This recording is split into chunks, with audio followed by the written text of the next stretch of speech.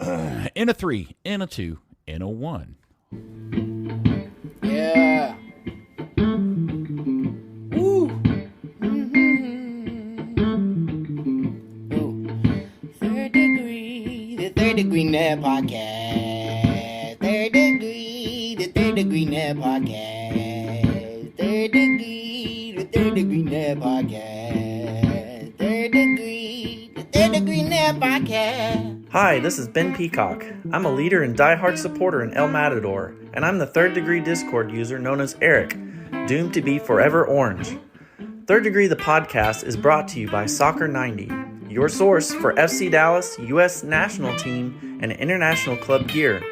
Check out the new arrivals dropping daily, gear from leagues around the world, fresh Serie A, Premier League, Bundesliga, and of course, MLS and FC Dallas club merch available now. Remember, Third Degree listeners get 20% off at soccer90.com with promo code Third Degree. Some exclusions may apply. Well, hello there, FC Dallas Curious fan. Welcome to another episode of Third Degree, the podcast. Number, please, sir? I believe it's 159. Hi, it is me, Peter. And helping out today are my two helpers in soccer talking. First off, Dan Crooke. Howdy, Dan. Howdy, Peter. You're getting better, Did I get it right that time? Yeah, okay, you're doing cool. better. You're getting there, man. Just a few more years, you'll be fully Texan. And, of That's course, fine. your hero, my hero, everybody's hero, editor, founder of thirddegree.net, Buzz Carrick. Come in, Buzz. Hello, Peter. How are you on this fine Thursday evening? I'm good. I know we need to get this done because if you think Buzz is nutso about the MLS draft, oh boy, you have no idea how absolutely insane he is about the NFL draft, which starts in about a little over an hour. So we gotta book it and get this thing over with because Buzz has got better things to do. Well, the NFL draft has value, and the MLS draft does not. So, Yeah, well, fair enough. Right, Yeah. I get it. I'm going to start with, we're going to talk about the amazing win at Toyota Stadium last Saturday in the Texas Derby between Dallas and Houston. I'm going to start by reading a line from Matt Doyle's review of that game on MLSsoccer.com. The last line, which I think all of us can understand and appreciate, reads as the following. It got Dallas a win, which is huge. Nonetheless, I doubt Estevez is too thrilled about how his team has played the past couple of weeks. Buzz, I think Matt's hit it right on the head. yeah, for the most part, although when I talked to him about it, he certainly sold up the idea that winning is important and that they were pretty happy with the result, obviously. I think that the club would be happy with that aspect. Their ability to get a result is important, but we always talk about too, that you have to analyze the game in terms of overall. And obviously the last few have not been colossally phenomenal, beautiful, play people off the park kind of wins, but a win's a win. So you take that part and go. Dan, you wrote up the review of this game. Would you like to summarize or give the highlights or your overall review of the match? It's a satisfying win, right? The one that you don't play well in, you get outplayed by your arch rivals, and you still come away with the points. I thought the Dallas started well. Houston maybe taking a note out of New York and a few teams' books, going into that kind of more high press, moving out their 4-2-3-1 into a 4-4-1-1. Absolutely destroyed Dallas. Dallas had nothing. I think the one that kind of stood out for me as I was looking over the halftime stats and everything, and we always talk about Edwin Cerrillo and his ability to get the ball forward, leading the team, and he had no passes into the final third. I think he only finished with one by the end of it, which, just an absolute crazy. A crazy number for him personally. I absolutely loved the use of substitutes. Nico Estevez, I thought, played it brilliantly, bringing on Franco Jara, a guy who, we don't think of him as like a ball of energy or anything, but he's a guy who can get fired up pretty easily. We saw that against Houston last year when he was kind of getting kicked about in pre-season, and then he brought that into the regular season again. Kind of just knew kind of knows his way around a derby, a Clasico, whatever you want to call it. And then I guess the master change in the 84th minute, that triple substitution that brought on Facu and Siki and Sebeling. Obviously, Siki is a guy who is a ball of energy. If you're chasing the game late on, he's definitely someone you want to harass defenders. But I liked that we got to see.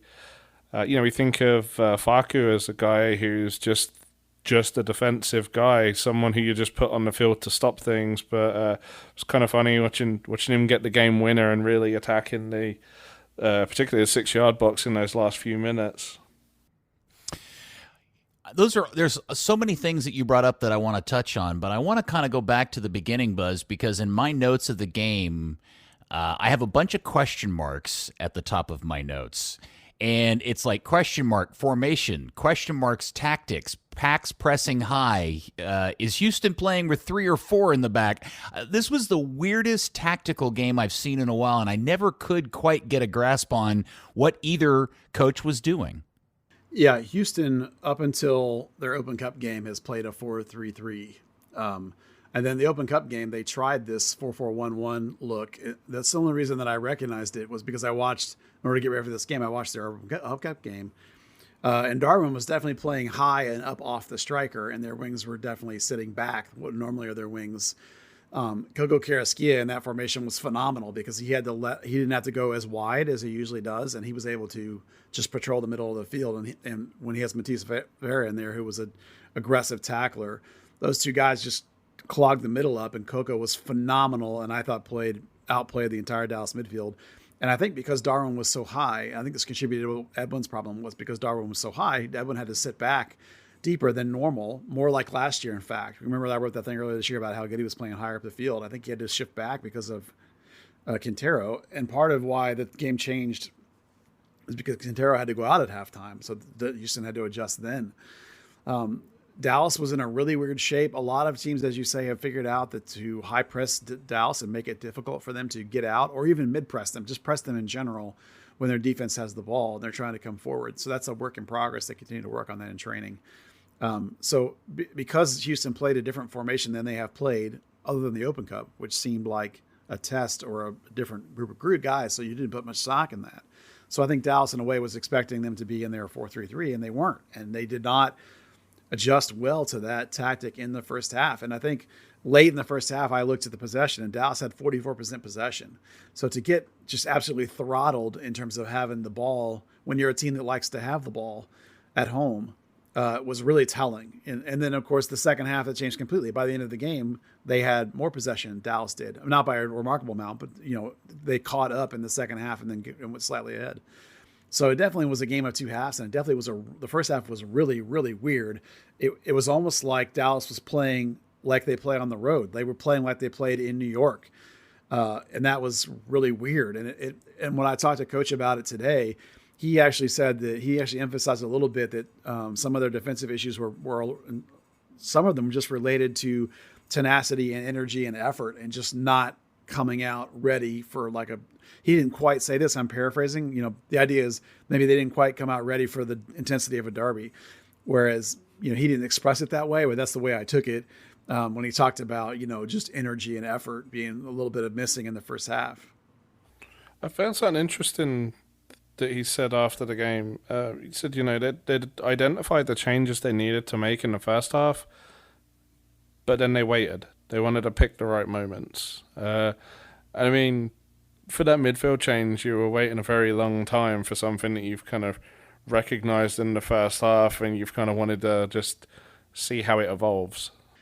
I do find it interesting, Dan, that this coach definitely has it seems to me, like a kill the game sort of mentality in a lot of ways for the first, 60 minutes. I would particularly see this on the road, where he wants to stifle the other team as much as he can and then go for it late and get a goal. And that's part of what I mean about this. It looked like it was a road mentality at home, where it seemed like they were basically trying to stifle Houston for most of the first half. And then made changes in the second half, not even in halftime, but like waited to make those changes. We're perfectly happy to have the game be stagnant in a lot of ways. Martin Paz only had one save again. So this was back to the home form we've seen where you don't have to make a lot of great saves and the other team doesn't really have any good opportunities. Despite the fact that they had more of the ball, they didn't really have a lot of great things going for the most part in terms of attacking opportunities. So I think we're learning that Coach Estevez, and I think what he said to you in that quote, Dan, is that he's more than happy to have the game shorten itself in the sense of not having a lot of square opportunities either way until they're ready to go for it and turn it on, which is kind of an interesting. I don't think I've ever seen a coach that way, and I don't know that he would say flat out whether that's true. I definitely think he would agree that they try to stifle the other team's opportunities as much as they can. I mean, obviously the other team not scoring is a good way to get results as we're seeing this year.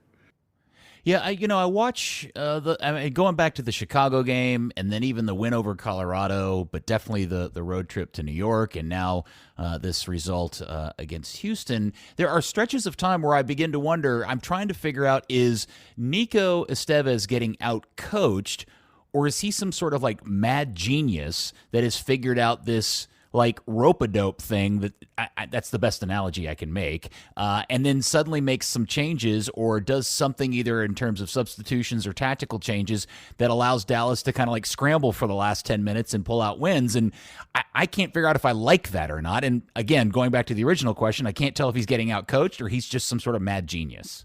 No, I think they're doing it on purpose. A lot of the talk this year was about the fixing this defensive issue from last year. Like Dan Hunt was adamant about last year with being one of the worst teams in the league and goals allowed was not going to happen again. And remember even when they fired Lucci, it was about, we think if we fix the defense, this team's fine.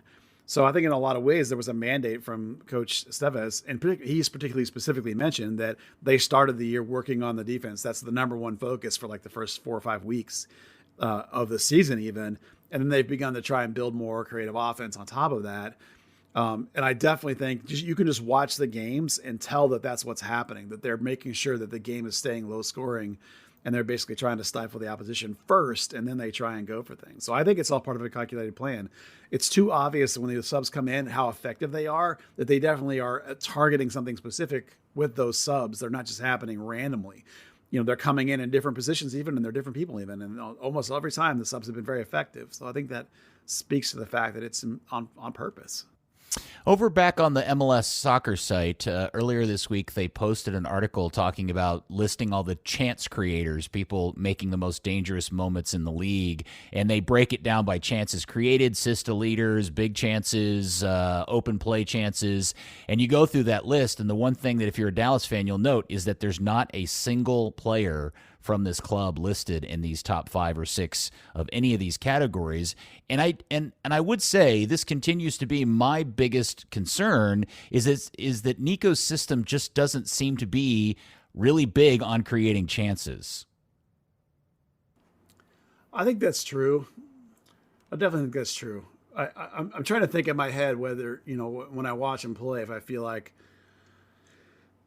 they're like I said, I think all along they've been playing for defense. They're playing to limit opportunities. And there certainly have been games where Dallas has taken real advantage of their shooting efficiency and scoring efficiency. I think a lot of the opportunities they've been getting come through patience. Like I talked to him yesterday about the idea of how they are happy to have the ball and keep it away from the other team, to dictate the pace of the game and to alter the flow of the game and not let you get going.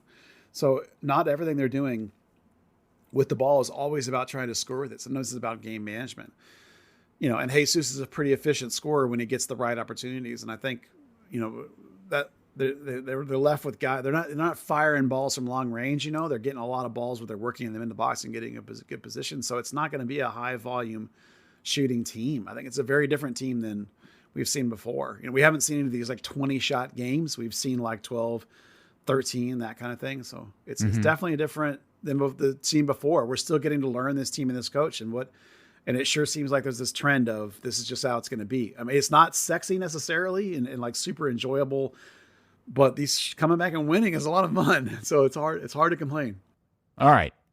But I do want to take a minute to have a conversation here on the pod that has been discussed a lot on the Discord. I've seen it mentioned a lot of places in other social media outlets, both locally and on national level, which is this perception that Paxton Pomykal has fallen off and isn't having necessarily the season everybody hoped he was going to have. He got subbed out for Hara in this particular game. And I just kind of want to, to me, a lot of what's happening is a byproduct of Nico's system and less about and Paxton playing in a way that he's being told to play that doesn't allow him to do the things that we all fell in love with several years ago. Plus, forget the fact that he's also 3 years older at this point. So, Buzz, can you tell us, is Paxton having a good season, a bad season, a mediocre season, or is this just a byproduct of the new coach? He's having a pretty good season statistically.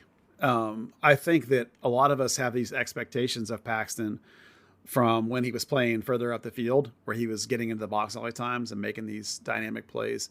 I do worry that there's a specific little part of his game that I have not seen come back yet. I also think in this particular game that he was looking a little burnt out and flat.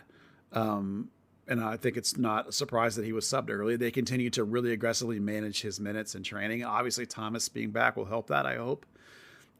But specific to this game in particular, Coach told me that there was a particular game plan with Alan Velasco in this game where they wanted him to give him freedom to attack both from the outside and from the middle.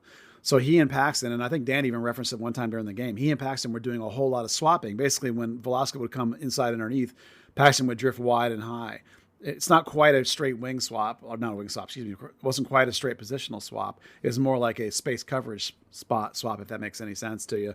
So it was taking Paxton, for a lot of this game, it was taking Paxton outside of the middle. It was taking him out to the side rather than up through the middle channel where he's most effective this season. So it's hard to really give Paxton like he's not like a team MVP level player right now. He is statistically having a good year.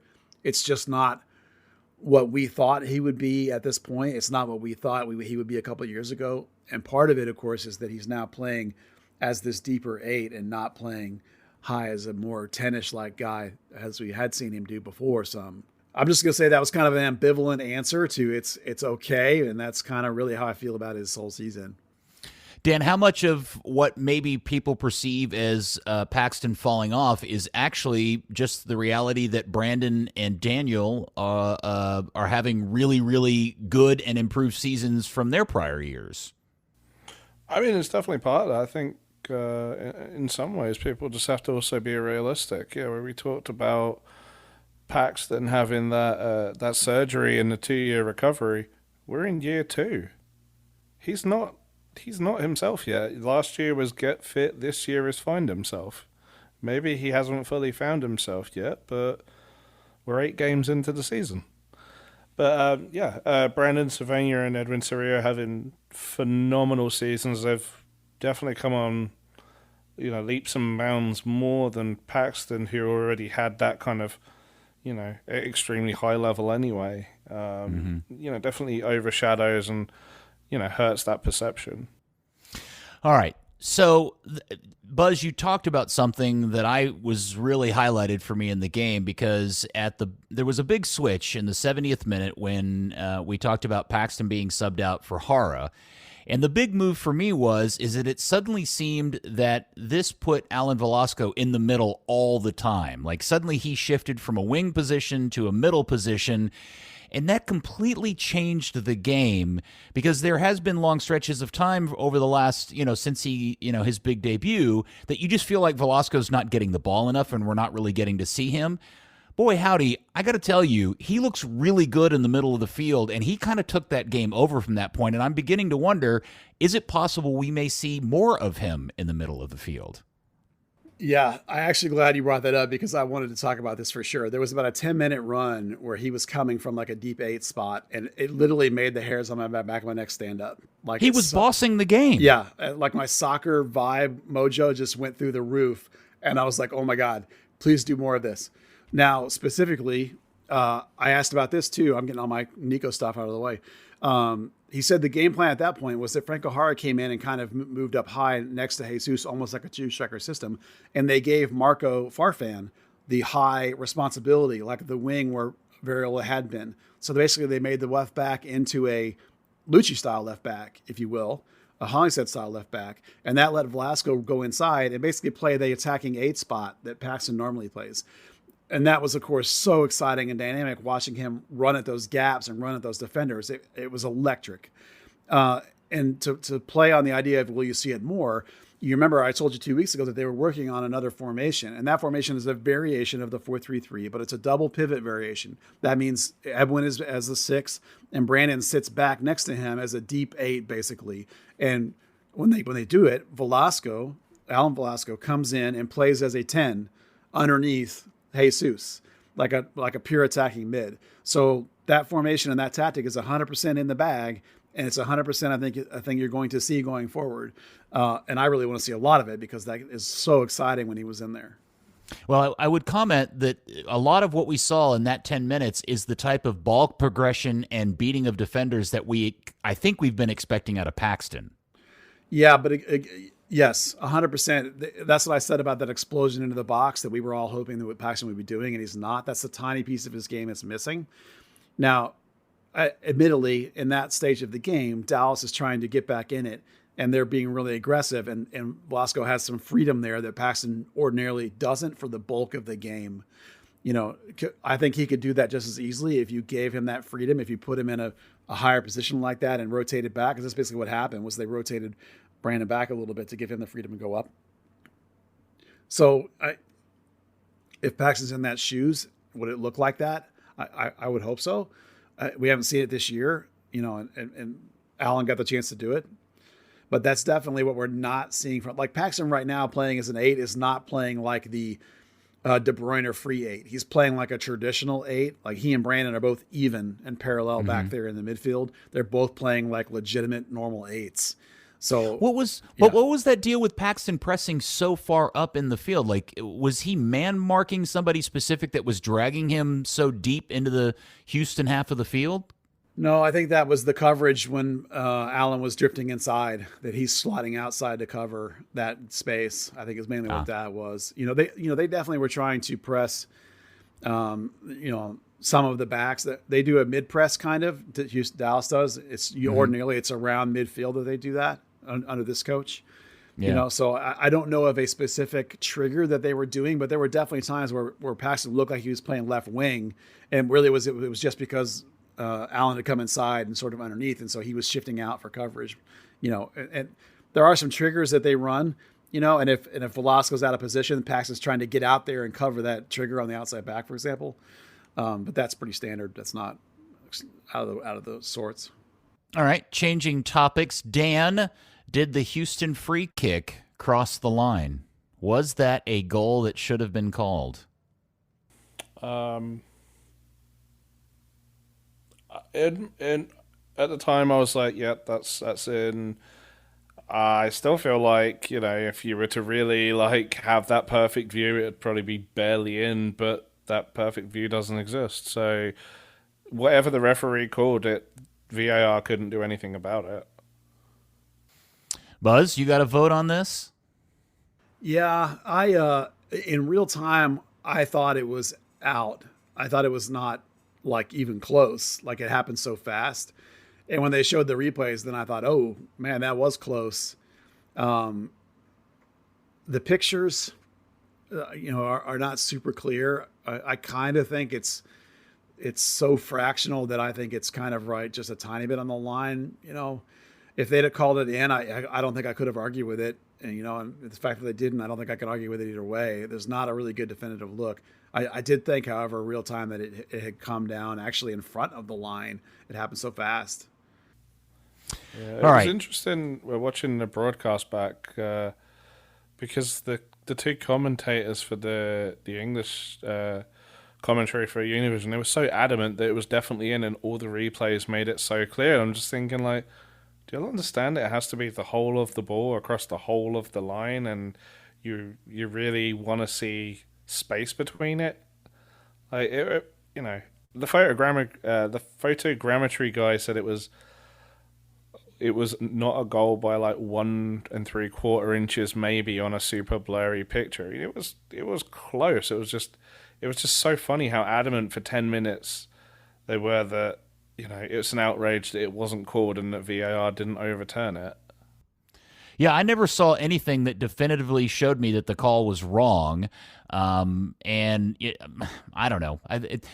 I tend to like the way Major League Soccer calls these things, but that's the one kind of hole in their system that they have, because they don't do goal line technology, which has become such a critical tool in other leagues.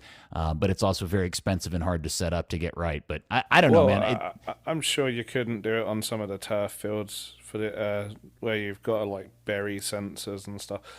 Someone did say a $100 goal line camera, and funny enough, I was watching the Miami game.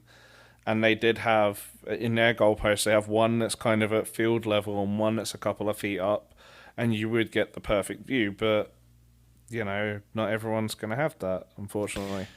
Well, that's a situation where, depending on what side of the ball you're on, you're either you either thought it was in or you thought it was out, and it just happened to go Dallas's way on that particular moment. Now, I do want to talk about and be honest about my reaction to this moment. But when the 84th minute happened, and this substitution parade took place, and Nico Estevez started throwing out what I call the substitution of spares. Because in the 84th minute, it was Quignon, who I think we all know how we feel about Faco, and then Nsebeling, who is the draft pick, and this new guy who I'd never even seen before, Quinones. And unfortunately for him, his very first action on the in the game, without even touching the ball, was to fall over and almost cost Dallas a goal, which would have been really embarrassing if that had happened. But I'll be damned, because at that point I was convinced Nico was just kind of like closing up shop and was kind of giving it up at that point and calling it a day. But I'll be damned if that group of guys didn't go out there and really put on a good show. Yeah, I think that the trigger to the whole thing was Hara's tenacity and energy when he came in. I really liked him and Jesus in a two-striker system. Hara's banging on guys and getting their attention, and bringing some fight. And, a guy that knows how to play in a big game, a guy that is super professional. As we now have all said many times, everything is great about him except for the pace and how much he gets paid. But outside of that, he's fitting into his role. He's doing wonderful things for this club. And that was the trigger for the whole thing. Because then when Siki came in and Facu came in, they both understood the assignment and brought, again, energy and fight and tenacity. Something that, as I talked about earlier, Coach said was missing from the first half. Missing from the fact that this is a rivalry game. And also at that point, of course, they're looking to get forward and cause havoc. And both of those guys are willing to get forward and cause havoc. And it was chaos-making situations. And they overloaded the Houston defense and they made it all work. So I cannot argue with any of those subs. I think they all were terrific. As you said, Faco's not the guy you think of as a get into the box 8, but he is a guy that understands the tenacity required in the moment. And I think that goes a long way. Sometimes when things are working. Now, if things aren't working, you bring in those guys and the thing craps out and it's terrible. But when things are going right, you bring in those guys and they have the perfect mentality to get it done. Things get on a roll. My favorite thing about substitutions is after the game, Nico says, I wanted to bring on guys with a different profile. We've had so many years where there's no plan B and he's got the same exact profile. We just hope he gets lucky better. And does something a little bit differently or better. Yeah. As opposed to hey, this isn't working. Let's try something different. It's so refreshing to see. Yeah, you have to look at the fact, for example, that Siki Nsebeling is a high-energy, high-movement, tenacious, dogged kind of player, but he's Brandon Cervania's backup, which is a very, very different kind of player. Brandon is gliding around the field and smooth and is more often in the right position than the wrong position, which is the opposite of Nsebeling, who's still learning the game. So there's a very different vibe. Brandon sits deep and passes it along, where Siki is one of the highest players on the team in terms of progressive dribbles because he grabs the ball and goes, so he's a former winger. Yeah. So different profiles. Facu and Edwin have very different profiles. You're looking at Hara coming in is very different he didn't replace Jesus, but when he's up there next to him often where he does come in, it's very different. So the coach has got all these tools on the bench. It's a lot of fun to watch him use them. I have trouble predicting what he's going to do. Like a lot of coaches in the past, I can always predict what the subs are going to be. But this one, I have trouble sometimes, just as I have trouble predicting what he's going to do with the lineups, like when he's going to rest guys. He's making these micro game-to-game adjustments about where players are and who's in and who's out and adapting the tactics. It's fantastic to watch. And Sebling, the player whose name I probably need to work a little harder to learn how to pronounce, may now be my new favorite player on the team, because I have in my notes written here with a big giant star his skill check just before Hara's header off the post. Man, that was impressive. And, I again, Buzz, a lot of my understanding about this kid comes directly from you, which was he was a late round or a late draft pick and a guy that I think didn't play middle of the field center mid in college. And, I guess he didn't have a great Open Cup game, but, every time he goes out here and kind of does the cleanup bit, I'm a little more impressed by him game after game. Yeah, I think you can see the reaction of his teammates after the game that tells you what kind of kid he is. He's really likable. In college, he played mostly as a wing, but he had tendencies too to come into the middle and attack from the middle. But 100%, he was not an 8. They totally picked this kid based on like the profile of his talent and how they thought they could adapt it to playing as an 8 in this team, the box-to-box guy. So credit to the collective scouting staff and coaching staff who identified this kid. I don't know who identified him, but whoever it did, it's probably Marco leads that group. So certainly Marco Ferruzzi, so certainly he was a big part of it. So as good as he's been, makes up for how bad Bartlett's been, I guess. But certainly, like it's been a revelation. Now in the Open Cup, of course, you see like why I keep saying that I'm not ready to see him start a game, because there are deficiencies that show up when you ask him to play a 90-minute performance. But when he comes in and late with 15 or 20 minutes left, and he's got this high energy profile, this chaos creating, attacking. Or if you want him defensively, this tenacious defensive profile, it works really great in the short stretch right now. Obviously, hopefully, they're hoping that they can develop that into a complete game player at some point, but that's not this season. That'll be down the road quite a bit. Okay, I'm going to. Sorry, go ahead. Sorry. Go back and listen to his part of the press conference. You'll love him even more. He's basically Paxton. Oh, is he? Good.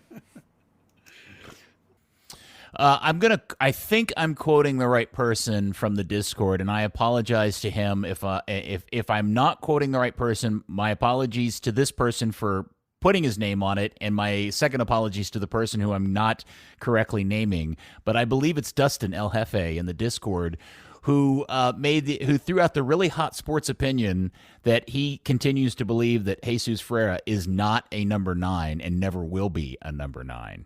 That was Dustin. It was Dustin who said that. Okay. Discuss. Yeah, I disagree with that, actually. I think he's a great 9. I just think he's not a traditional 9. I went on Glenn Davis's show the other day, the Houston guy, to talk about FC Dallas, and I mentioned the fact that when I said, when I first said to Coach Nico, I called Jesus a false 9, and Coach Nico pushed back on that idea with his build 9 suggestion, and we'd had a laugh about that. And that's a funny bit, right? That people don't want to call a false 9 a 9. A false 9, they don't like that terminology for some reason, but that's what he is. And the build 9 is how our coach here describes it.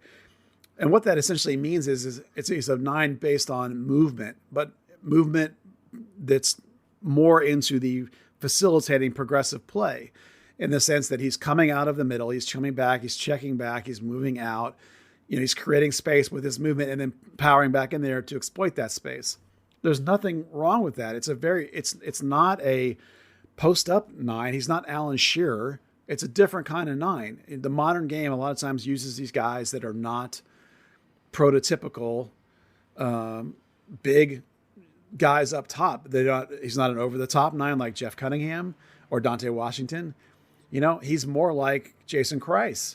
And that's the guy I compare Jesus to more than any other in this franchise history. And how many years did we watch Jason Kreis play as a 9? Did we like him better when he was paired with Graziani? Sure. But Kreis played as a false 9, that kind of off movement based 9 all the time. You could argue that Kenny Cooper, when Kenny Cooper played as a 9, did the same thing. We all wished he wouldn't because of his body, but he always did, So This is just a different kind of modern 9. I actually think that you can look at his scoring efficiency rates, like how many goals he gets per shots. And I think he's a phenomenally good finisher. All better when he's one-time triggering it, quick trigger, right? We talk about that Jesus all the time. Don't try and dribble. He's been a 9 for most of his career unless he was in a team with Pepe in it. Yeah. I think the guy's a great 9. It's just not Blas Perez type 9, right? It's a different kind of guy. And a very different system too. Oh, for yeah, sure. yeah. This is not the same. The systems now, this is the system the U.S. national team plays. This is one that our coach is doing here. It's a very different system than we've had here in the past. It's different than Oscar played the same shape, the same 4-3-3, but it was executed very differently. Different tactics, different method, So every coach is different. And for this team, Jesus is a perfect fit as a 9. All right. I know we've talked about this a lot on the podcast. We've speculated and discussed it ad nauseum, and it really seemed to come to peak discussion both on the broadcast and online afterwards. And it's the issue with Esteves's desire and request to water the living hell out of that field to the point where everybody's slipping, falling, and at times it feels like it's doing nothing more than endangering Dallas's chance of winning games. And nobody can quite figure out why it's happening so much. And do we have any more information about what's going on with all of the damn watering of the field? I do, in fact, have more information about that because I did actual reporter things and went and actually talked to somebody in FC Dallas's ground crew to find out what the hell's going on. And did you meet down in a parking garage No. late at night? No, but they came out to training and talked to me. It is 100% not the watering of the field. That's not what it is. It has to do with multiple factors of how fields are maintained. And very specifically, the Dallas field right now, by the way, it's due for its tear out at the end of June when they replace the whole thing. I don't know if you guys ever noticed that. Yeah.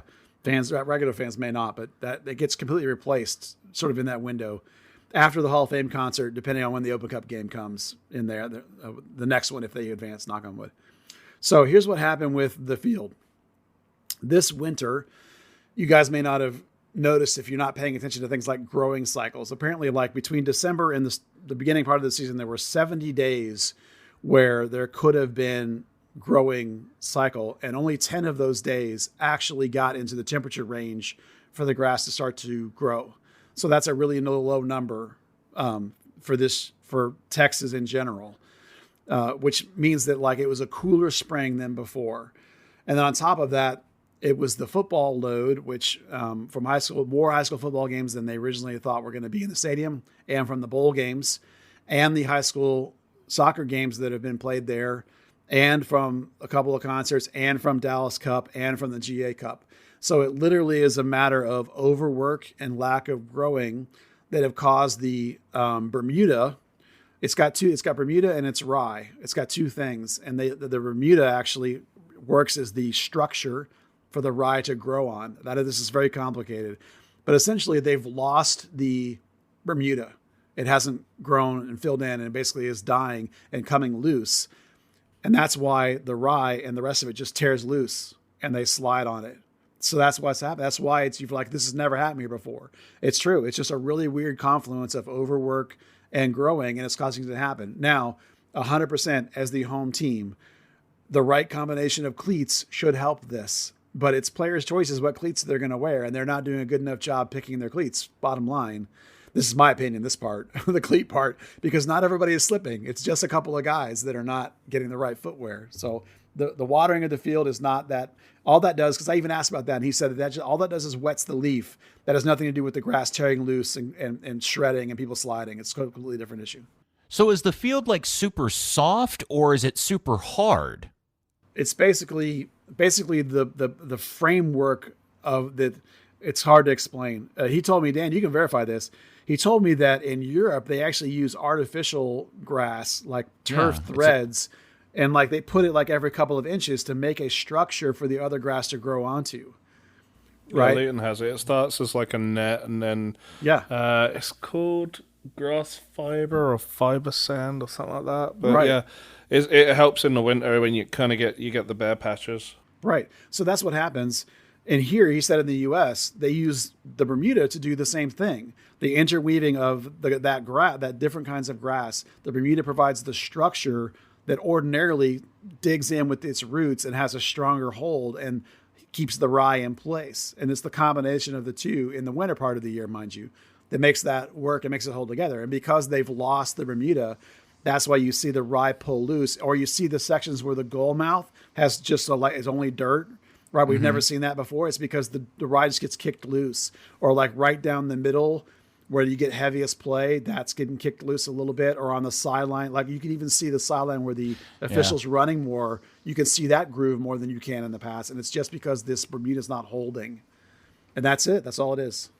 You know, I was thinking about this earlier this season when whoever it is, I don't know if it's the Athletic or whoever does that annual kind of anonymous players poll that they do every year that we always get some really cool information out of. I really hope whoever does that takes a minute to include a section in that questioning about what are the best pitches in Major League Soccer? What are the worst pitches? Or just kind of give the fan base an idea of what fields players do and don't like to play on. And I want to also understand their differences or how much they hate or don't care about the differences between grass and turf fields, because I do very much have a sense the older I get and the more that I talk to younger guys is that what you and I think is, blasphemy, which is the fake field, is becoming less and less of an issue for the younger generation of players because they all grew up playing on it. Yeah, I asked Pastor about that one time, and he said we grew up training on that Dr. Pink field like every day, like all through like 17s and 19s. We're totally used to the turf. We don't care. We don't mind it. I don't like it because of the way the ball bounces slightly differently. Even like the very, very best turf, to me, I think you can tell the difference. Now, it's getting better and better all the time, and the gap is closing. So, different places have different stuff. Obviously, the stuff that you and I grew up on as a kid was like playing on cement. It was horribly brutal, Oh, yeah. Stuff now is completely different, and the kids don't care. I still care. I think it's like there's a reason why the World Cup's not played on turf, right? Unless it's a Women's World Cup. Well, that's stupid.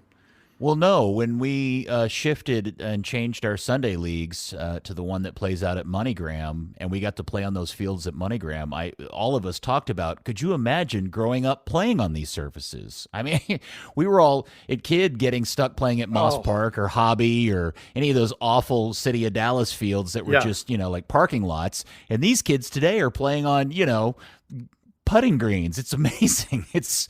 It's such a different deal. All right, Buzz. Peter, you remember go ahead. I'm that sorry. like a lot of the surfaces around here are made out of clay, and in the dry summers, it would gap, and you get those almost inch-wide gaps in the field that you could step into and turn your ankle, and the ball would not roll. It would kind of bounce across. Oh my God, it was so awful. Yeah, it was bad. And now you realize kids get to play on, Toyota Stadium or Toyota Soccer Park fields or MoneyGram or, there's a few other places that have really nice fields. And actually, to be fair, I don't mind playing on field turf fields. The ones that are good, I think actually play pretty well. I kind of enjoy it.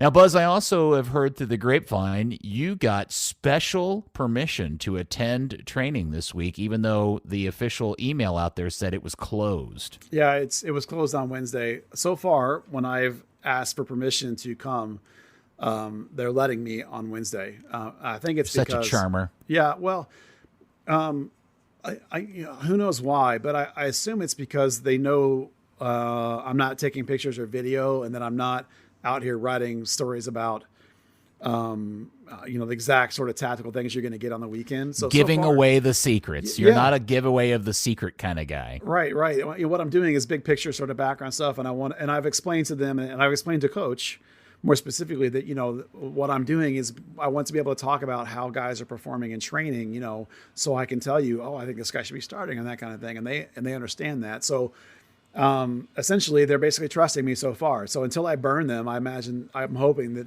of course, because it's week by week basis. Don't say it like that, Buzz. Well, you know what I mean? Like, I won't do it on purpose, but hopefully on accident, I won't do it. But, most of the time I go on Tuesday when it's approved. But so far, twice Tuesday's been canceled, and Coach Estevez has been kind enough to let me come on Wednesday. So Buzz is lying in wait for that moment where he can reveal the starting lineup for a late August afternoon game. Yeah. Well, no, that is something I actually asked him about, was the lineups, because I've yet to see in a training session that it's not mixed groups where there's not a clear first team. And so I actually asked him this week, how late in the week do you do that? Because I've never done that. And he said the earliest he ever does it is on Friday. And sometimes he doesn't even do it till the day of the game, that he won't even tell them who's starting until the day of the game. So he's definitely a very late in the week guy in that regard. I don't know how early he decides, but he definitely doesn't let the team know until late in the week, which is interesting. Every coach is different. Colin Clark, you could tell on Monday, which I thought was funny. Well, I feel like this is the official segment of the show where we get you to give to us the Thomas Roberts update. Yeah, so listen, here's the thing. Thomas Roberts is stylistically a player. I don't like how you started this report, Buzz. Well, no, I don't like this. I'm just claiming myself, because Thomas Roberts is a style of player that speaks to me in soccer terms, right? Like everything about the way he plays. Yeah, he whispers sweet nothings in soccer terms to me. So like when I watch him train, I just shake my head in bewilderment, like, how the hell is this kid not playing? Because he looks amazing. It's the touch is sublime. It's just so phenomenal. He's bouncing off 2 or 3 guys and turning away with the ball. But he always has had that. The most noticeable difference between now and the last time I saw him, which was effectively like 2 years ago now, is he has noticeably changed his range, the amount of ground he covers, and how much he moves when he doesn't have the ball, which is all, of course, related to his ability to cover defensively and play as an 8. So, I asked Coach, he looks great to me. Obviously, still he's going to work his way into Coach's rotation. I did ask Nico how he plans on using Thomas, and he said it's absolutely in the Paxton, basically free 8 kind of role. That's going to be his role. So effectively, he's Paxton's backup, going forward. So the kid looks as good to me as you can look. Now, the stuff I'm watching is not big, gigantic team concept stuff. So that's where this coach will want to see him in that and make sure he understands it before he gets in the rotation. Do you know what number he's going to wear?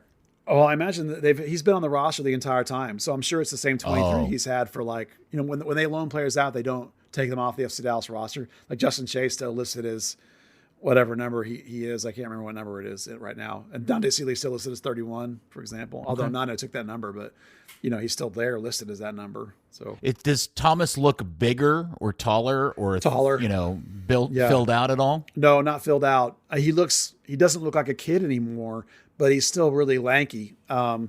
He definitely is taller. I would guess just that looking at him out there standing with guys that he's somewhere between 6 foot up to maybe 6'1". So because he's clearly like the second or third tallest guy in whatever group he's in, because like Hedges is taller, Jafari is taller, and everybody else is shorter. So it's actually for FC short, it'll actually be nice to have somebody out there slightly taller. But when I watch him play, he just makes my soccer heart sing because of the way he plays, the style he plays with, the splitting passes. Right now the biggest detriment is that you can see that he's not on the same page as everybody because he hasn't been here. Like, guys move like the guys that he knows are fine, but like Paul Areola and Alan Velasco move differently than he's expecting. So there'll be a slight missed pass here and there from that. But it was always only with people that he's never played with before that you could see that kind of happening. And Coach did say the first week he was back was tough for him because it was a game where they had 3 weeks and he didn't really get to do work with anybody. So really this was only like the second or third session he's had since he's been back, full session, that I got to see him. So it dawns on me as we're sitting here talking about this, Thomas, it's been so long since Thomas has played for this team. I think we decided last week, 2019? Yeah, I looked it up. Was that the last time he was with the Yeah. All right. So the reality is there are a lot of people listening to this podcast that have never seen Thomas Roberts play, and he's probably more like a mythical creature than an actual player. So Buzz or Dan, I don't care who, could somebody just kind of tell everybody the story of Thomas one more time, and maybe also at the same time describe what makes him unique or special or why you're excited about him being back with the team. Danny, we give it a shot? His flowing locks and the way we get to whisper. No, I mean, he's just such a smooth, rangy passer. Something that I think Dallas has had trouble with at times. We're starting to see more of it from Brandon. We've seen plenty of it in the past from Paxton, but I mean, ever since he was, 15, 16, we've kind of looked at him and been like, this is going to be the guy that looks like he couldn't do, it almost looks like he can't do anything, but is going to be like a potentially phenomenal professional. And yeah, I mean, I think, everyone probably has a bit of a personal stake in it with the run of luck he's had. Buzz, why don't you talk about his background and where he comes from? Sure. Well, he's from Arkansas. So he's definitely, as far as I know, the greatest player to ever come out of Arkansas, if that helps you any. He and Brian Reynolds, of all people, are best friends. They hang out together and did hang out together a lot in Europe all the time. Thomas is, for my money, and I said this before, he's the best dribbler to ever come out of the academy. He literally would dribble through 5 or 6 dudes and score all the time when he was with the 19s. He was the problem, quote unquote, the problem for Thomas is that he was a pure 10. He's a playmaker, he's a dribbler, he's a destroyer, but nobody does that anymore, right? Even if you're playing a 4-2-3-1, which has a 10 in it, you don't play that way. You have to play a two-way game now. It's the Ozil problem, right? The dying position. You have to be able to do the defensive duties as well. You have to be able to press. You have to be able to get back. You have to be able to play as an 8 effectively, right? So that's been the dilemma for Thomas since he signed as a pro. That first season as a rookie, he played like 6 games out of the first 8 or 10 or something because Dallas was really banged up. And then he never played again. And a lot of it is because at the time he wasn't really dialed in on the defensive responsibilities. So he's been working on that for a couple of years now. And then, of course, COVID happened, limited a lot of his opportunities to go play for North Texas, for example. Because when he had done that the first year, he just destroyed those games when he was in them and cared, and that was always a trick too with Thomas and when I talked to various people that know him was like, well, dude, when you go down, you have to act like you have to play so it looks really stupid that you went down. And at the end of 2019, he started doing that. And that was when they quit sending him back down there because it was obvious that he was way better than everybody else in that game. So then, there was a disconnect with Lucci in the sense that he wasn't getting playing time, wasn't getting off the bench, and he just sort of needed a fresh perspective. And so they worked out, whether he worked it out or whether they worked it out or whatever, he got this loan to Austria. Bayern Munich was involved in it too. They brought him back like 3 times to look at him. Bayern Munich did in like 2 weeks training stints. And he also had some other trials in Germany too. So I'm convinced that they helped arrange that stint in Austria. And then in Austria, when he first went there, the team was really into building around him and developing him, but the coach turned out to be a really defensive coach and really wanting like a lot of Facos out there instead of a lot of Thomas Roberts out there. So he didn't get to play as much as he wanted. And then Dallas obviously has recalled him. Now, when I asked Nico about him, I said, what'd you think of him over your first couple of days? And he said, I've known Thomas since he was 15. Oh, wow. He said, we were tracking him when we were with Columbus and when I was with various youth national teams, for whatever. So I've known Thomas since then. I've been watching him play since then. When I was with the national team, we were well aware of him, and I'm well aware of what kind of skill level he has, and I'm really excited to get him back. So I thought that was really cool. That it's like I'm like great. Let's see if Thomas can get a chance under this coach, his new system. I'm like, dude, the coach already knows him. He already knows exactly what he's getting. So and the fact that they recalled him and won him back, I think that hopefully says that he's going to get a good opportunity. Yeah, and for those who have never seen him, it's hard to miss Thomas because he's this lanky, tall, skinny kid with this shocking, almost white hair. It's so blonde. I'm assuming it still is, Buzz. It still he didn't is. dye it blue or anything, did he? No.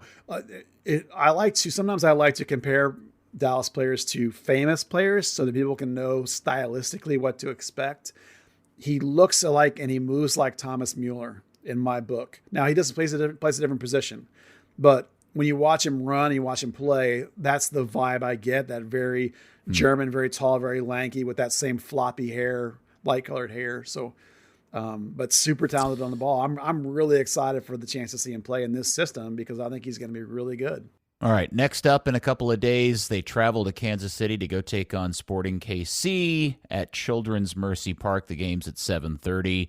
Any lineup predictions or thoughts about that game before we move on to the final piece of the podcast? Yeah, I think that you can watch Coach still working on workload stuff in training and with rotations and with early substitutions, because they know he's basically got his first 11 locked in, which everyone at this point should be able to predict what they are. There's only 2 positions that are rotating at all. And one is the Facco-Edwin rotation. And if we follow the trend so far, Facco should start on the road, as he has the last couple of road games, would be my guess there. If it could be Edwin, absolutely it could be Edwin. But I think it's the last 2 now, Facundo's started on the road. And then the other one is the Nanu Tuamasi right back transition. Tuamasi got a little time off for workload because he started like 3 games last week in training, but he still was going full out. And then Nanu is back in training and looks, to my eye, he looked like he was moving better and smoother than he has since he arrived. So those 2 dudes are definitely in battle. You can flip a coin which one it's going to be against, Sporting. I don't think Emma did anything bad. I don't think Nana really did anything bad that in the games before he got hurt. So which one it'll be is your guess as good as mine. Maybe back to Nanu, but that's just pure guess on my part. Otherwise, the rest of the 11 is locked in. The other 9 guys. Is this the weekend that we get to see Thomas for the first time, maybe as a sub? Maybe on the bench. I don't know. I didn't get a good feel from Coach about whether he thought Thomas was in the mix yet, and he had to get onto a phone call, so I didn't get to. I only got him for like 10 minutes rather than more than I might like. So I don't have a definitive answer on that. I certainly liked the way he looked, and I certainly think that the way Brandon and the workload that Brandon and Paxton have been getting, the ability to have Siki on the bench and Thomas on the bench, or another 8, like it's been Khalil some too, because he's been playing as an 8, like to get both of those guys out of the game if it's going well might be really important. So possibly, it's not a good answer, I know. Okay, no worries. All right, Dan, I'm going to turn to you for this next final segment of the podcast tonight, because I feel like we hyped it and wondered and speculated about it endlessly. Could you give everybody your personal review of the new north end zone or behind the north goal thing that's on the stage? I don't know what to call it. A sign? A statue? What is that thing? But I mean, they're referring to it as a crest. No, sorry, they're referring to it as a shield. A little underwhelming, we were told that there might be smoke, there might be fire, there was going to be lights. There was one light. It was just the ring around the outside, the white part of the outline, and they had this whole thing of we have these 2. They did that daft superhero day, so they had Wonder Woman and Superman or some shit standing next to the Chick-fil-A cows. And then they were going to hit this button that said red alert, and then that would start the sirens for when the players come out, which is fine. They had this awesome video that they played before and totally unrelated to that. And then you get this hokey 2 people fake punching a little wooden sign, and then orange and white smoke starts billowing out from those little stands where they have the smoke machines. Just someone was putting down. So those red boxes in front of it are smoke machines. Yeah, they've got smoke machines and like regular smoke machines, like you see a DJ have or something. Well, colored smoke comes from a smoke grenade. You can't color the other stuff; it's just vapor. So there's someone still the red alert sirens going off, and one of the canisters of smoke's going off, and the other one, the guy's still trying to set it down beside the box and run away before it turns him orange. And why is it orange smoke, by the way? That's a good question. So supposedly their answer is that what they got was mislabeled. Here's the thing. That should have been red and blue. So were both mislabeled and they just happened to be the opposition team's colors? Or did somebody that works at the smoke grenade store happen to be a Dynamo fan and pulled a fast one on him? I believe it's more so talking to people, it sounded like even internally no one knew what to expect from this sign. It was this well-kept secret. So maybe somebody misunderstood the assignment. It's like, hey, get the opposition's colours because we're going to show that we're going to smoke them. Or some dumb shit like that. And then now they're trying to save face. But yeah, they did that and it started the light. And I mean, I know a lot of people said, hey, it's a 2 o'clock game, it's dumb, the light's going to be dim. That part of the stadium is well lit by the floodlights. It's going to be dim regardless. Yeah. But it goes on the whole game. So at some point, What, the there's going to light be a does? penalty. Yeah, so at some point, there is going to be a penalty at that end, and someone is going to say, turn that bloody light off so I can concentrate. Well, does it do anything when they score? No. It has some smoke that goes up in front of it. No, that was from the boxes in front of it. Oh, But well, the sign itself doesn't do anything. No. There's a ring of white lights around it. Well, Yeah. no, I got that part, but Yeah. Supposedly there was the potential for smoke and fire. Now, you know, the Houston game was windy. Maybe they decided to hold off on that part. Maybe that is a thing. I'm just waiting for a ball to hit it. That's going to be hilarious. Well, there's a big net, though. No, they take it down before the game. Oh. That's the same net that they have up before every game at both sides, and then they drop it. And then when the beer garden was there, that was the rigging that they used for the tifos. Oh, it was up for the North Texas game. That's the reason I said that. well, I was obviously just watching on television and seeing photos of it online, and it looks oddly. I know it's a big thing because I can see it sitting next to Toyota Tundra trucks, which I know are just a little less than 6 feet tall.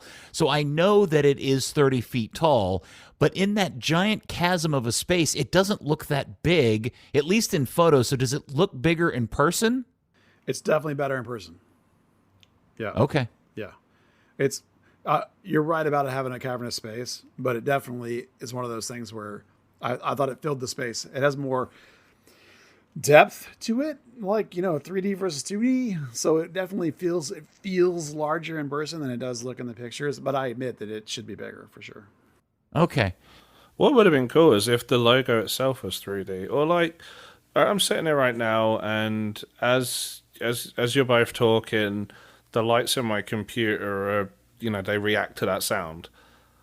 Well, how cool would that be if the lights in the sign reacted to the crowd sound, not just some little ring of light like your Ring doorbell was rung and you forgot to answer it?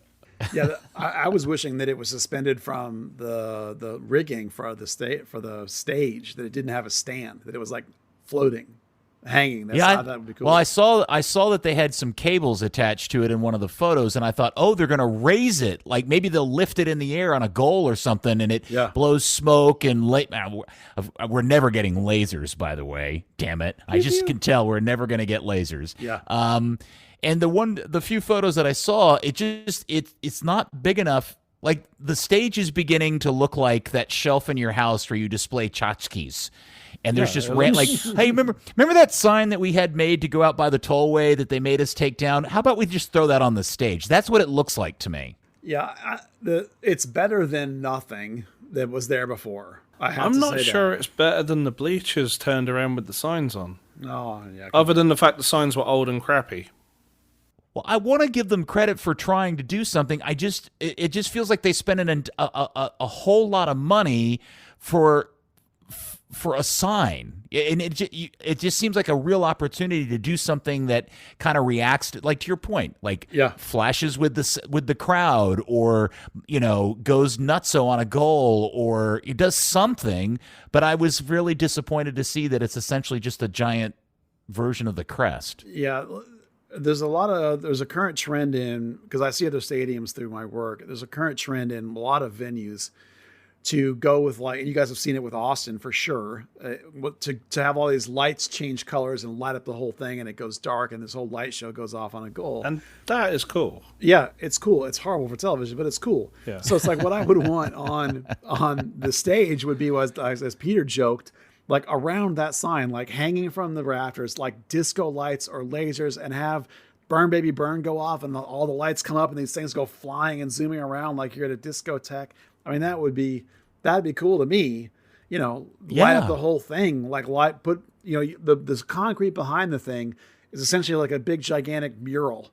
It's got tiers, of course, but you could light that up with all kinds of lights and go crazy just ordinarily you could light it up, and you could have them go super crazy when they scored. Of course, again, I'm going to spend your money for you, Mr. Hunt. I get it, but still. I just wonder, because when you're in the stadium, that thing's what, like maybe 1/6 of the different distance between the two pylons that actually hold the roof up of the garden. So it's so underwhelming. On TV, you just see that little edge where where it actually sits. So maybe You that's barely see it on TV, by the way. but it looks like there's something there. Then it gives that illusion. Yeah, I want to give them credit because like I said, it wasn't cheap to create what they had made. There's no way that thing didn't cost a lot of effing money to build it, right? And construct it and put it in place. I just don't understand the thinking of not going the extra mile to make it do something cool, because that seems to be the point of putting it there in the first place. Otherwise, why didn't I don't know. It's just weird to me. There's a lot of like translucent plastic in that. There's a lot of access panels on the side of that thing. There's totally the potential that it evolves over time. I mean, I think that's what I was even going to if ask. it stays as it is, it kind of it's a landmark, right? Because for so many years they've said they were going to do something and just no, we never said that, or something changes. They actually followed through with something, even if it's not good. They followed through. They said they were going to do it, and they did it, and they did it in a timely manner. I have two hopes. One is that this is just the first stage of a process, and number two is that it looks better at night. Remember, this is a 2:00 day game, so maybe for a night game it'll be a lot cooler. I don't think it will, because the floodlights are going to hit it. Yeah, I wonder. Yeah, I have all sorts of ideas and thoughts. In that exact spot in the garden, the floodlights are damn bright there. Yeah. Yeah, I wish they had LED lighting so they could, in my mind, what would be super cool is that the place goes dark on a goal and floodlights, two giant or spotlights from other parts of the stadium shine on it, and, sparks go off, and, the whole thing would be so kick-ass. But I guess maybe it's just a work in progress, and we're all getting, we're kicking it in the nuts too early. They would definitely need to have the floodlights redone for that, because they've got the kind that takes like 20 minutes to warm up. The old Mercury lights that take a coon's age to come on. Yeah, that may be it. Maybe it's like, they gave themselves a really short deadline, saying by the Houston game, and amazingly they did that. Kudos to them. Maybe it is like next game we see and they've added the red lights and then there's some blue lights, and maybe the white lights change and there's some kind of funky pattern, and it's not just someone's Ring doorbell just going off for 2 hours. What if on a goal a door opens on the front of it and Kenny Cooper pops out and throws confetti or something? How awesome would that be? I thought Kenny Cooper was Tex Hooper. Isn't he doing that suit this year? Isn't that his bit? No, he was in the section next to the supporter section for the He was, yeah. I just think that'd be like Joke In, whatever, or Laugh-In, whatever that old 70s show when the people popped out of the window, and that would be great. That would be fun. I think it would be fun to have him be Tex Hooper and have like a pregame thing with some kid and rip off the head and have it be Kenny Cooper in the suit. That'd be funny. That would be good. All right, anything else that we're forgetting? I have one. Okay, go ahead. Well, you remember there was some discussion, I can't remember where it was, it may have also been in the Discord, about the size of the Toyota stadium field, how it's 117 by 74. Yes. And we wondered why. I now know why. Yeah, why? Detective work, actual reporting. Sports journalism at its finest. Journalism at its finest.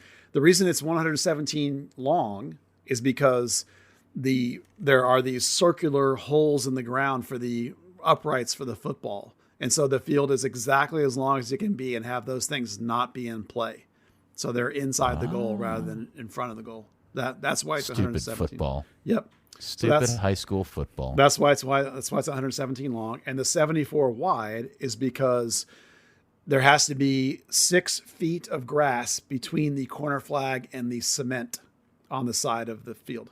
So that's why it's 74. You could, in fact, if you didn't need that 6-foot rule, you could actually make it 75 quite easily. But it's 6 feet constraining, and that's why it's because of things like signboards and player safety, stuff like that. Yeah, I was surprised to learn this week that FIFA at some point had, I think, added that you can actually have a maximum size field for league games, not for FIFA international games, because that rule has always been a maximum of 80 wide and 120 long. I was shocked to see that you could, in a league somewhere, have a field that is a maximum of 100 yards wide by 130 yards long, and that seems ridiculous to me. Can you imagine? It wouldn't even be like No. soccer. It was so awful. Yeah. I just want to see the field that does like the maximum 130. The maximum 100 wide and the minimum 110 long. That would be funny. Well, it'd be like a box, yes. But 100 by 130 is almost 2 NYCFC baseball park fields together. That's how big that is. Oh, I mean, depends whose numbers you believe. That might be more than 2 together. Well, that's true. Yes. Well, it just seems I don't know why, and I don't know when that got added. My impression is that wasn't there many years ago when I was studying the laws of the game, and I don't know why it got added because does anybody really play on a field that is wider than 80 yards wide? I can't imagine. Or more than 120 yards long? I was trying to remember. I felt like there was a stadium in England that had like an almost square field, and I was convinced it was Charlton or Highbury. And I was looking up like largest field sizes, and there's none like in like a top professional league that are over 75 or over 76 wide. Man, that is just we started playing on a field that is 75 yards by 115, and every time we step out on it as old men, we're like, this is too effing big of a field. It is so huge. And so I can't even begin to imagine playing on a field that's 100 yards wide. It just seems so ridiculous. Yeah, the fields, the Toyota Stadium Soccer Center fields are apparently 115 by 75. So they're slightly shorter, but 1 yard wider than the main stadium. Yeah, crazy. Oh, we've played on one of those. Yeah. Yeah. Oh, you guys, you've run around and kicked the ball a little bit on that Toyota Stadium field. Oh, and compared to the stuff I grew up on, that thing is humongous. It's massive. Yeah, it feels massive. And I'm Oh sure my the God. stadium doesn't help that perception, but it does. Yeah. Yeah, when we've played in the media game and stuff, it just looks like an absolute farm. Yeah. Of I'm not running space. all the way over there. Are you kidding? I'm going to stand right here in this center circle. Yeah, I'm going to do a Valderrama. It's bad. All right, Standing on that field. Dan, you got anything else? No, I was trying to think. Is there any kit talk so we can send Steve Davis on the right way? Yeah. If you guys didn't stick around and watch the North Texas game against Houston after Houston Dynamo dose, they ended up losing. But the 2 goals that North Texas scored were both phenomenal goals. There's a couple of dudes with some quality in that side. Who scored them? The new striker, that's the Bayern Munich guy who came from Colombia, Mulatto. He scored one that was a banger. And then the Spanish-Brazilian former U.S. U17 kid, Andre Costa, scored the other. They were both really nice goals. And you also got Kamungo down there and Blaine Ferry down there. Listen, that league is not great. Like compared to USL 1 was better quality, but North Texas's team is pretty good. They got some real quality. So is Dynamo. They're the first place team. North Texas lost. Wait, hold on. This league is better than USL 1, No, or USL 1 is better than this? USL 1 was better than this across the board. That's not good. Yeah, a lot of them, unless Next Pro teams are really poor, they're going with basically under 23 teams, most of them, and a lot of them are put together out of duct tape and baling wire. Houston Dynamo is really good. Their team, they use a lot of homegrowns, and they've got a lot of really good signings. Some of them out of their academy, so they're in first place. North Texas is also pretty good. It's not the very best, but there are 6 or 7 guys in that team that are pretty dang quality. I mean, just to give you a state of the league, like they're using Derek Waldeck, the captain. They're using him as a 6 this year. And Dan, you and I, you know that he's not really been up to being a 6 in USL 1 because he couldn't cover enough ground because the game was too dynamic. The players are too old and too professional. Well, it's fine this time.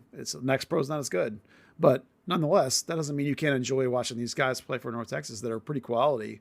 To be honest, both those goals were phenomenal. Really. Okay. Hey, have you met Padmakal yet? No, I don't. You know, when I go all the way to Frisco, I'm going up there to watch the first team train. I'm not going up there to watch, North Texas train. And I just haven't had an opportunity because I've only been to like one North Texas game in person. It just hasn't worked out yet. I'll meet him eventually. That's fine. All right. That just seems like a love connection that needs to be made happen. I don't know, man. You never know until you meet a guy in person. I mean, I love his mentality and his attitude. I think it's all great. So we'll see. All right. Dan, thank you very much. Good stuff. Excellent work. Thank you, sir. Buzz, good quality sports journalism this week, my friend. I did the sporting thing, the reporting. You journalized real hard. I journalized. You journalized Yeah. super hard. I had my little hat on with my little Cubby reporter card sticking out of it. That was good. Did you have your little spiral notebook and your pen that Yeah. you had to lick to Oh, yeah, get yeah. it to work right? No, it's right here in front of me. That's what I had to look it He up. actually does that in general. Yeah, I have always had pen and a notepad. Yeah, taking notes. Champ. Yeah, All right. Yeah, I don't do Corby's bit, but yeah. You know, it's not Corby's bit. Oh, I thought it was Corby's bit. Oh. No. 20s reporter guy was Tom Gribble, who used to produce the old Bad Gribble. Radio. Yeah, Gribble. It was Gribble's bit. I always have to remind people I played Little League Baseball with Corby. That's my claim to fame. I'll have to next time I see him, I'll have to ask him, see if he remembers you. He might. I mean, he was 1 year older than me, and we went to the same high school. So I mean, he probably remember me. He was a high school bully, wasn't he? Not too bad. I mean, he definitely was more popular than I was, but he wasn't too bad. He wasn't mean to me. He was nice to me. Like maybe it's because You would have kicked his ass. No, I mean, I'm bigger than him, but I'm not really a kick people's ass kind of guy. But yeah, he was a pretty good Little League baseball player. I was not, but he was pretty good. Right. You were a better soccer player than Corby. Probably because I don't think he ever played. No, he did. Did he? He did play. Yeah, Oh, okay. he did. Yeah. I don't remember him playing for my high school, so he wasn't that good, obviously. His wife apparently was quite a soccer player. She may have played in college, Julie, if I remember correctly. Okay. She's also an Everton fan, so I need to go check on her. Yeah, she might be in trouble. Yeah. Hey, Dan, is Luton Town going up? Bloody hope so. Okay. Well, we've got one game left. No, 2 games? 1 game? 2 games left. We need 2 points to seal the playoffs. We're currently in 4th. Gotta say, I'm pretty happy with where Newcastle is these days. Yeah, you're in 9th place. I know. Good We've had a Lord. great spring half of the season. Man, it's incredible. It's been a big shift. Yeah. Absolutely. It's exciting. Hi, this is Peacock again, reminding you that Third Degree the podcast is brought to you by Soccer 90, your source for FC Dallas, U.S. national team, and international club gear.